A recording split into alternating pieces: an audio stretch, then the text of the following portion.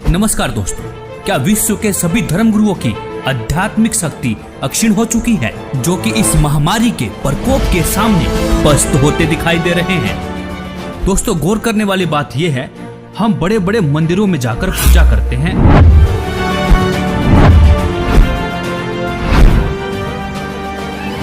मस्जिदों में जाते हैं, तीर्थ व्रत उपवास करते हैं, धर्मगुरुओं से दीक्षा लेकर भक्ति भी करते हैं। आखिर किस लिए? अपनी रक्षा के लिए ना। और दूसरी तरफ हिंदू धर्म के प्राचीनतम और आधारभूत सदग्रंथों में से एक ऋग्वेद के मंडल नंबर 10 के सूक्त 161 पर परमेश्वर के गुणों में लिखा हुआ है, यदि किसी रोगी की जीवन शक्ति समाप्त हो, यदि वह सीमा से भी परे हो गया है, यदि वह मृत्यु के सन्निकट चला गया है, तो भी उसे मैं भारी कष्टप्रद रोग के पंजे से मुक्त कराऊं तथा उसे शतवर्ष अर्थात 100 वर्ष के जीवन हेतु बल संपन्न करूं। दोस्तों, यह सुन आप यह भी कहेंगे कि यह तो किताबी बातें हैं, ऐसे कैसे हो सकता है? लेकिन दोस्तों, सच में ऐसा संभव है। वीडियो देखते रहिए, आगे बताएंगे भी और प्रमाण भी दिखाएंगे। यदि भगवान ऐसे लाभ नहीं दे सकता तो पवित्र वेद भी झूठे पड़ सकते हैं। एक तरफ विज्ञान फेल है तो दूसरी तरफ अध्यात्म भी। ऐसे में अध्यात्म पर भी सवाल उठने लाजमी है, क्योंकि वेद तो भगवान के गुणों का यह गुणगान करते हैं, कैसा भी रोगी क्यों ना हो, परमेश्वर उसे ठीक कर 100 वर्ष की आयु प्रदान करता है। तो आखिर क्यों इन धर्मगुरुओं के पास जाकर भक्ति करने से हमें इस महामारी से राहत नहीं मिल रही है? क्या यह धर्मगुरु आपके अनमोल जीवन के साथ खिलवाड़ कर रहे हैं? क्या इनके पास कोई आध्यात्मिक समाधान नहीं है जो जनता के कल्याण के लिए सामने नहीं आ रहे हैं? एक सच्चे संत की पहचान तो संकट के समय ही होती है, क्योंकि प्राचीन समय में जब राजा और प्रजा पर संकट आता था, तब संतों की कृपा से ही समाधान हुआ करता था। परमेश्वर की भक्ति तो निरोगी काया और सुख शांति के लिए की जाती है। और इसी संदर्भ में कबीर परमेश्वर जी ने भी कहा है कि संत शरण में आने से आई टले भला, जय भाग्य में मृत्यु हो तो कांटे में टल जा। मतलब यदि मृत्यु भी होनी हो, कांटे जैसे दुख में मृत्यु टल जाएगी। दोस्तों, ऋग्वेद से साबित हुआ कि परमेश्वर की शक्ति के सामने विज्ञान शून्य है, क्योंकि जिस परमेश्वर ने मानव को बना चलाया, क्या उसे स्वस्थ करने में समय लगेगा? नहीं ना। दोस्तों, ऐसे में इस बात को भी दरकिनार नहीं करना चाहिए कि इस संकट की घड़ी में हमारे आध्यात्मिक धर्मगुरु क्या रोल अदा कर रहे हैं। कोई भी धर्मगुरु सामने आकर यह विश्वास नहीं दिला पा रहे हैं कि मानव जाति पर मंडरा रहे महासंकट से किस प्रकार से बचा सकते हैं। और दूसरी तरफ एक संत के शिष्य माननीय प्रधानमंत्री जी को लाखों पत्र लिखते हैं, लाखों ईमेल करते हैं।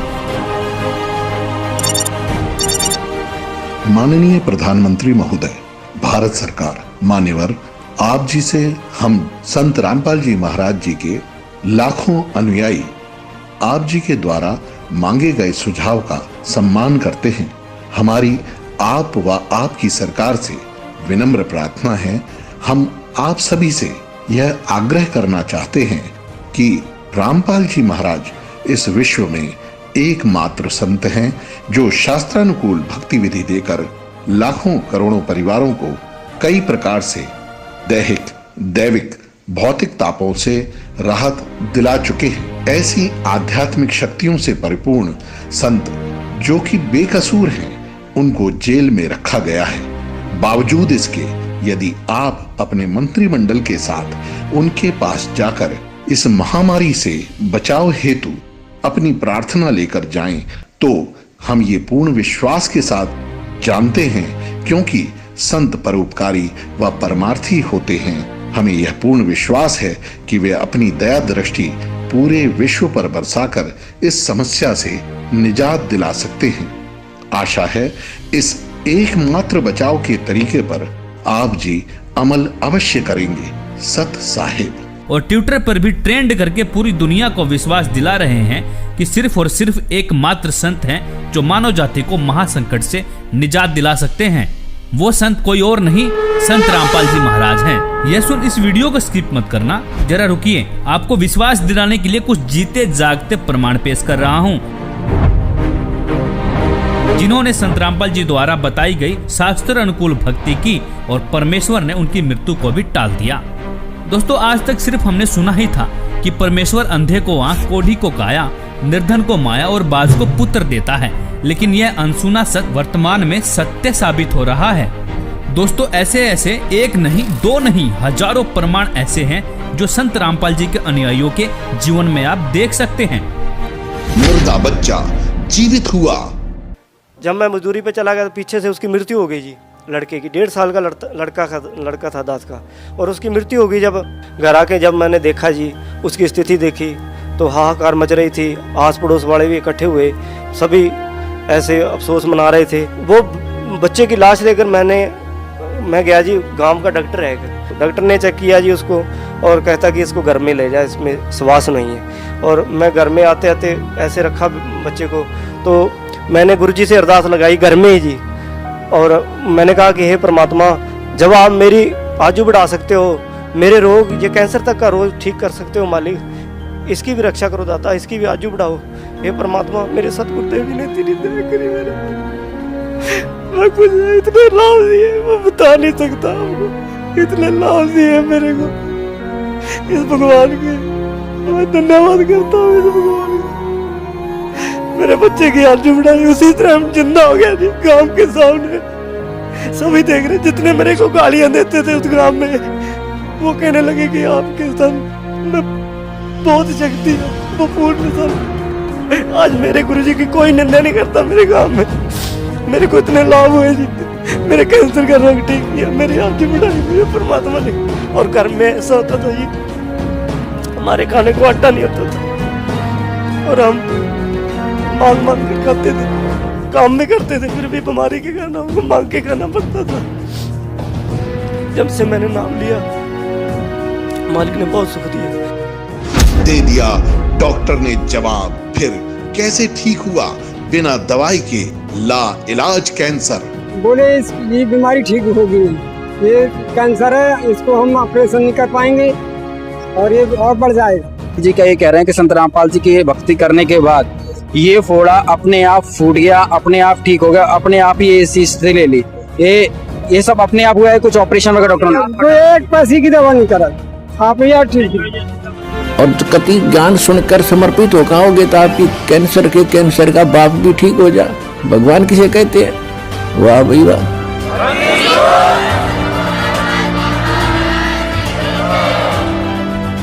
मुर्दा हुआ जिंदा। पत्नी के भाई थे, उन्होंने बताया कि आपको तो डेड बॉडी हो गई थी। जिस समय डेड बॉडी, उस समय पूरे हॉस्पिटल में मतलब ये विषय का रहा कि वो ख़त्म हो चुका, और हर जगह मतलब ये बता दिया गया कुलवंत दास जी मृत घोषित हो गया। मेरे घर में भी आना जाना, रोना धोना हो गया था। ठीक 1 घंटे बाद जब मुझे पूरी तरह होश आया तो फिर मैंने अपनी राम कथा सुनाई कि मुझे उस वक्त ऐसा महसूस किया कि हकीकत में ये हुआ कि 3 दूत आए और मेरे प्राण लेकर सबसे पहले मुझे गणेश जी, ब्रह्मा जी, विष्णु जी, शिव जी तथा माँ दुर्गा देवी के लोकों से पार लेते हुए काफ़ी दूर ले गए। आखिर में मैं जाता हूँ, आखिर जब मंजिल पे पहुँचता हूँ, ऐसा मुझे महसूस हुआ ये सतलोक, मिनी सतलोक ही है। तो वहाँ गुरु रामपाल जी महाराज जी एक सामने खड़े थे। मैंने जब देखा तो उन्होंने मुझसे कहा, बेटा की भक्ति अधूरी है, तो आपको मैं एक मौका और भक्ति का देता हूँ, आप अपना जीवन सफल हो जाएगा। उसी वक्त गुरु संत रामपाल जी महाराज जी ने कबीर का रूप दिखाया। उसके बाद मुझे वहाँ से तीनों यमदूतों ने वहाँ से एक धक्का दिया, और धक्का देने के बाद मैं जब यहाँ से आंखें खुली तो मैंने एकदम अपने आप को देखा, मैं पसीन से तर हो गया। तो मेरे पूरे पीठ पे नीले निशान पड़े थे। दुर्घटना में मौत, जीवित किया।